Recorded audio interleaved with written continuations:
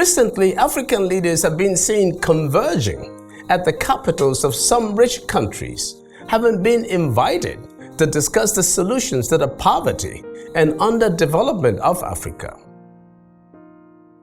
Concerning this, some people have asked why the leaders of these rich countries can't come to Africa to discuss the matter.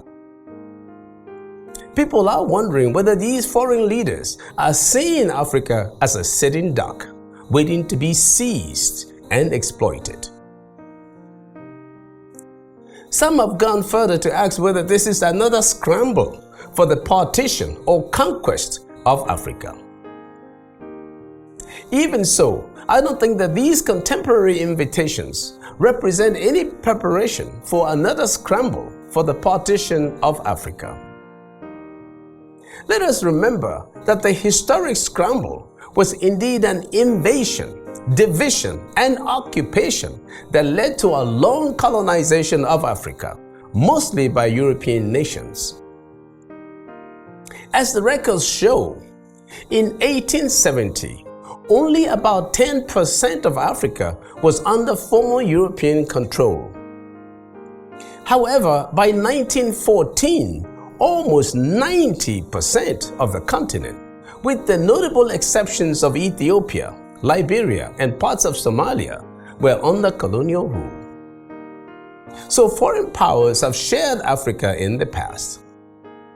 Is it happening again? I don't think so.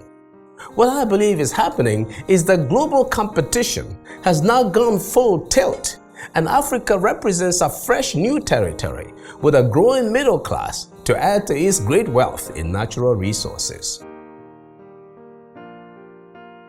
As the second largest continent in the world in population, that will catch anyone's attention.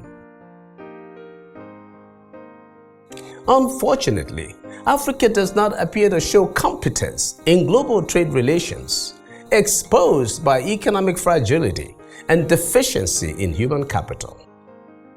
So African countries appear ready to be played one against the other. And so the point is this: Africa has to build its human capital so it can be globally competitive in the production of goods and services and trade relations. Meanwhile, African countries and their leaders can begin today to more aggressively call on its diaspora to help market Africa and what the continent has today to offer. Africa has to show to the world that it has too much to be a sitting duck. I'm Magnus Kpakol, and that's my view.